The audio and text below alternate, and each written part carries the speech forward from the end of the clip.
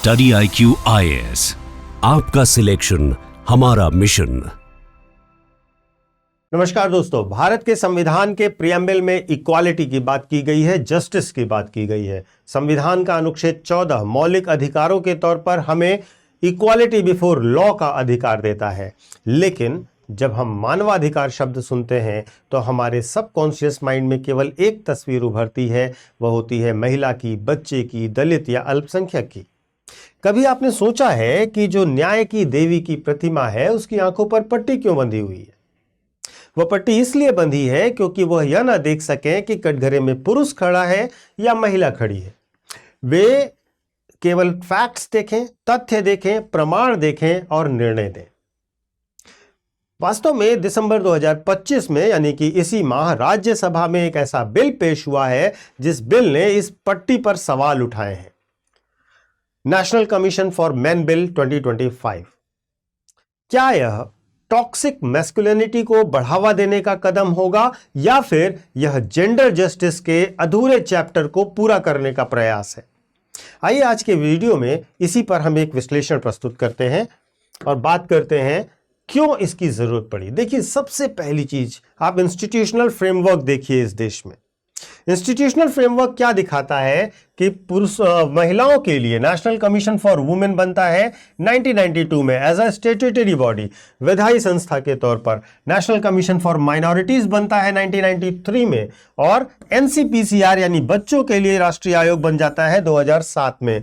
लेकिन जो मिसिंग है वो है मेंस कमीशन। इसके लिए कोई भी संस्था, कोई भी अपीलेट अथॉरिटी है ही नहीं।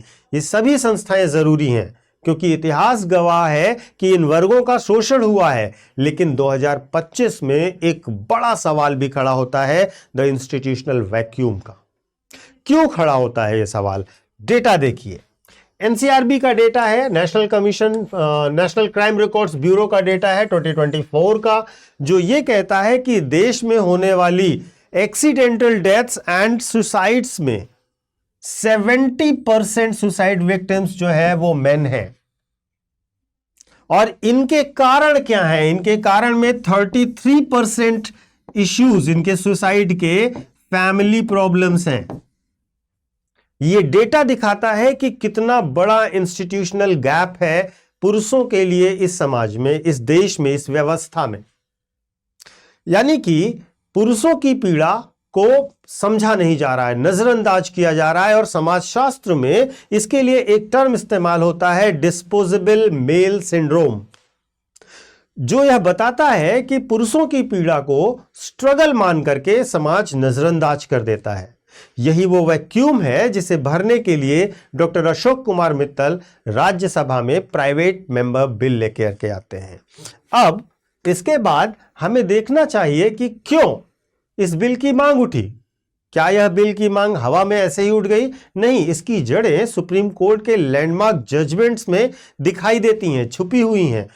वास्तव में सबसे बड़ा जो कारण है, जो सबसे बड़ा मुद्दा है, वह मुद्दा है सेक्शन 498A IPC का, जो डावरी हैरेसमेंट से रिलेटेड है। इसे बनाया गया था महिलाओं की ढाल देने के लिए, लेकिन महिलाओं ने कई मामलों में इसे तलवार की तरह इस्तेमाल किया।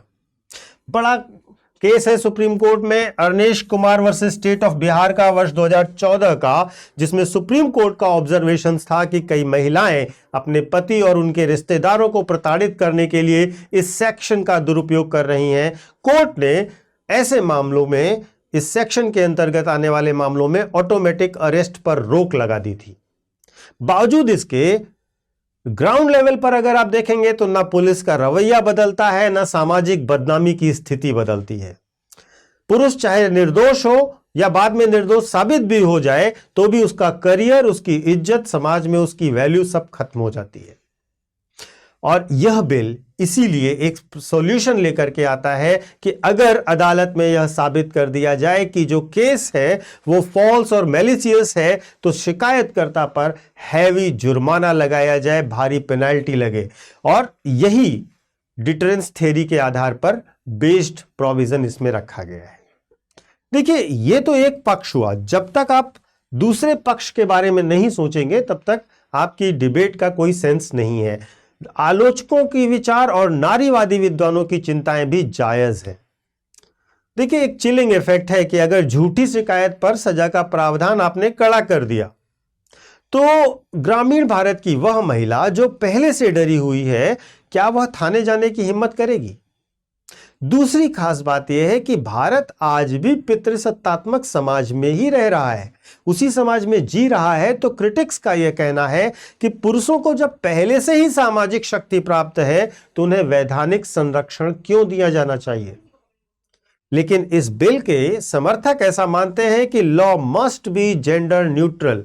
वास्तव में अगर हम एग्जाम्पल के तौर पर देखें तो वर्ष 2012 में पॉक्सो एक्ट को जेंडर न्यूट्रल बनाया गया और यह माना गया कि लड़कों के साथ भी सेक्सुअल क्राइम्स हो सकते हैं, उनका भी शोषण हो सकता है और वह शोषण भी समान रूप से अपराध होगा।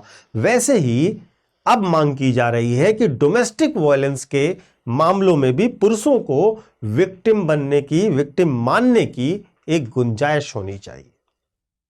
वास्तव में यह मामला अदालतों से शुरू तो हुआ, लेकिन संसद तक पहुंचा कैसे? वर्ष 2023 में अगर आप देखेंगे तो एक पीआईएल दाखिल की गई थी सुप्रीम कोर्ट में, जहां पर मेंस कमीशन के एस्टैब्लिशमेंट की डिमांड की गई थी और इसी वैक्यूम को प्रेजेंट किया गया था जो इंस्टीट्यूशनल वैक्यूम है। लेकिन सुप्रीम कोर्ट ने 2025 जनवरी में अपना डिसीजन देते हुए इस पीआईएल को खारिज कर दिया और कहा कि यह एक पॉलिसी मैटर है, हम इसमें इंटरफेयर नहीं करेंगे। और इसी के कारण अभी दिसंबर 2025 में पार्लियामेंट में एक प्राइवेट मेंबर बिल पेश होता है जो कि नेशनल कमीशन फॉर मेन के एस्टैब्लिशमेंट की बात करता है। देखिए, एक बहुत सिंपल बात समझिएगा, प्राइवेट मेंबर बिल है और इतिहास गवाह है कि प्राइवेट मेंबर बिल जो होते हैं वो बहुत ही रेयर ऑफ द रेयरेस्ट ही पास होते हैं। लेकिन इसका असली मकसद पास होना भी नहीं है, इसका असली मकसद है टू ट्रिगर अ डिबेट, सरकार को यह मजबूर करना कि वो इस मुद्दे पर अपना स्टैंड तो क्लियर करे, हमें पता तो चले गवर्नमेंट क्या सोच रही है। और अगर हम इस बिल को देखें तो इस बिल के मेजर प्रोविजंस में यही कहा गया है कि नेशनल कमीशन फॉर मेन बनाया जाए जो स्टैट्यूटरी बॉडी हो, इन्वेस्टिगेटिव पावर्स भी उसके में होनी चाहिए। और इसके साथ साथ जहां कंट्रोवर्सी है वो क्या है कि पेनल्टी और इंप्रिजनमेंट है अगर फॉल्स केस किया जाए। मैलिशियस कंप्लेंट को डिटरेंस की तरह इस्तेमाल करते हुए उस पर सजा और बड़ा हैवी जुर्माना लगाया जाए। इस पर डिबेट हो सकती है, लेकिन यह मुद्दा आवश्यक है। अगर आप ध्यान से देखेंगे, ग्लोबल ट्रेंड को देखेंगे तो आपको आइडिया लगेगा ऐसा भारत में ही नहीं है, वैश्विक धरातल पर भी इसी प्रकार की व्यवस्थाएं देखने को मिलेंगी। जैसे कि यूनाइटेड किंगडम की बात करें तो वहां पर equality and human rights commission है जो कि कॉम्प्रिहेंसिव अप्रोच रखता है ऑल जेंडर पर्संस के लिए। इसी के साथ साथ ऑस्ट्रेलिया में अगर आप देखेंगे तो मेल हेल्थ कमीशन है जो कि मेल के फिजिकल और मेंटल हेल्थ इश्यूज और सुसाइड प्रिवेंशन के लिए बनाया गया है। इसी प्रकार कनाडा में अगर आप देखें तो वहां पर gender inclusive human right framework बनाए गए हैं। तो एक तरीके से ये ग्लोबल ट्रेंड है, ये केवल एक देश की बात नहीं है, ये समाज की बात है, ये बदलते हुए समाज की बात है। ग्लोबल ट्रेंड भी इंक्लूसिव सोशल जेंडर जस्टिस की बात करता है। तो अंत में सवाल यह नहीं है कि हम मेन वर्सेस वुमेन की लड़ाई शुरू करें, यह जीरो सम गेम नहीं है कि अगर पुरुषों को अधिकार मिलेंगे तो महिलाओं के अधिकार कम हो जाएंगे। एक सभ्य समाज की पहचान इससे होती है कि वहां सबसे कमजोर सदस्यों के साथ कैसा व्यवहार किया जाता है, चाहे वह दहेज प्रताड़ित महिला हो या झूठे केस में फंसाकर परिवार को बर्बाद करवा चुका और आत्महत्या के लिए मजबूर किया गया पुरुष हो। तो finally national commission for main bill 2025 शायद कभी कानून ना बन पाए, लेकिन इसे एक जरूरी सवाल तो उठा ही दिया है कि क्या हम एक ऐसा समाज बनाने के लिए तैयार हैं जहां पर हम यह मानकर चले कि पेन हैज नो जेंडर। आप क्या सोचते हैं कि भारत को पुरुष आयोग की आवश्यकता है या नहीं है? कमेंट में अपनी बात भी लिखें और अपने तर्क भी लिखें। इसके साथ साथ मैं आपको एक छोटा सा अनाउंसमेंट भी करना चाहूंगा। उसके पहले मैं आपको अपना टेलीग्राम चैनल बता देता हूं, यूपीएससी मेंटोर पंकज सर। इस टेलीग्राम चैनल को ज्वाइन कर लीजिए, यहां पर आपको मेरे सारे वीडियोस के लिंक मिल जाएंगे। और साथ ही साथ आपको एक छोटा सा अनाउंसमेंट भी करना है कि हमारे यहां दिसंबर का इवनिंग बैच शुरू हो रहा है जो कि हिंदी, इंग्लिश और इंग्लिश माध्यम में है। यह बैच आपको प्री मेंस और इंटरव्यू का कॉम्प्रिहेंसिव प्रिपरेशन करवाएगा। यह P2I बैच है जहां पर आपको बेसिक से लेकर एडवांस और इंटरव्यू तक की पूरी तैयारी कराई जाएगी। महत्वपूर्ण रूप से क्या है, महत्वपूर्ण रूप से इसमें सारे इवनिंग बैचेस शुरू हो रहे हैं 26 दिसंबर 2025 से, तो आप उससे पहले हमारे यहाँ एनरोलमेंट करा लीजिए। अगर आपको इन कोर्सेज की डिटेल्स जाननी है तो आप जा सकते हैं, नीचे दिए गए कमेंट बॉक्स में इसके लिंक दिए गए हैं, 26 के लिए, 27 के लिए या 28 के लिए। जब भी आप तैयारी करना चाहते हैं, तीनों सेपरेट बैचेस और तीनों की जानकारी आपको वहीं पर मिल जाएगी। सबसे महत्वपूर्ण क्या है, सबसे महत्वपूर्ण यह है कि इस फीस में अगर आपको बेहतर और हैवी डिस्काउंट चाहिए तो आपको PK लाइव कोड इस्तेमाल करना होगा। यह कोड फैकल्टी कोड है और इस कोड को इस्तेमाल करते ही आपको हमारे स्टडी IQ से किसी भी बैच, कोई भी बैच आप लेंगे तो मैक्सिमम डिस्काउंट ऑफर होगा। ये मेरा फैकल्टी कोड है, इसको अवश्य इस्तेमाल कीजिएगा।